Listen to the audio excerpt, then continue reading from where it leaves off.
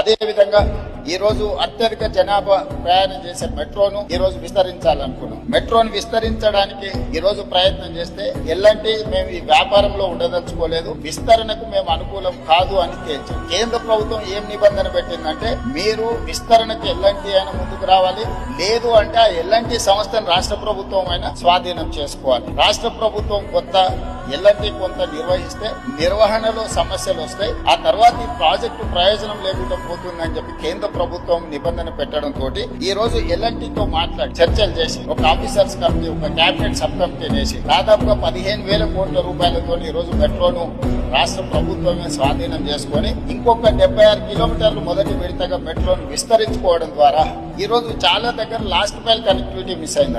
అధ్యక్ష తమరు వచ్చే రూట్ లోనే ఎల్బీ నగర్ వరకు మెట్రో అయిపోయింది, కానీ వాస్తవంగా ట్రాఫిక్ మన హయత్ నగర్ అవతల నుంచి సిటీలోకి వస్తున్నారు. ఈ రోజు ఏ రాష్ట్రంలో ఏ దేశంలో అయినా మెట్రో అనేది ఎప్పుడు ఎయిర్పోర్ట్ కి కనెక్ట్ చేసి ఉంటుంది అధ్యక్ష. మన దగ్గర ఎయిర్పోర్ట్ కి కనెక్ట్ లేదు అధ్యక్ష. అందుకే ఈ రోజు నాగోల్ నుంచి ఎల్బీ నగర్ నుంచి ఓఎస్సీ హాస్పిటల్ నుంచి చంద్రాయన్ గుట్ట నుంచి రాజేంద్ర నగర్ నుంచి శంషాబాద్ నుంచి మనం ఎయిర్పోర్ట్ కనెక్ట్ చేస్తున్నాం అధ్యక్ష. అదే విధంగా ఈ రోజు గౌలిగూడ దగ్గరకు వచ్చి ఆగిపోయింది అధ్యక్ష. ఓల్డ్ సిటీలో ఎప్పుడు మెట్రో విస్తరించాలని ఆనాటి ప్రభుత్వం మంజూరు చేసిన తర్వాత తెలంగాణ రాష్ట్రంలో పనులు ముందుకు జరగలేదు. అందుకే ఈ రోజు గౌలిగూడ నుంచి ఫలక్నామా నుంచి చంద్రాయన్ గుట్ట జంక్షన్ కి ఈ రోజు మెట్రో కనెక్ట్ చేస్తుంది. ఐటీ పరిశ్రమలు ఉన్న ప్రాంతం రాయదుర్గం వరకు మెట్రో వచ్చింది, కానీ ఫైనాన్షియల్ డిస్ట్రిక్ట్ అదే విధంగా నియోపోలిస్ లో ఈ రోజు లక్షలాది మంది ఐటీ ఉద్యోగులు పనిచేస్తున్నారు. దాన్ని అక్కడికి పొడిగించడానికి ఈ రోజు చందానగర్ వరకు ఆగిపోయింది అధ్యక్ష. వాస్తవంగా బిహెచ్ఎల్ రామచంద్రాపురం నుంచి అత్యధికంగా జనాలు మనకి ఈ వైపు ప్రయాణం చేస్తున్నారు అధ్యక్ష. ఇట్లా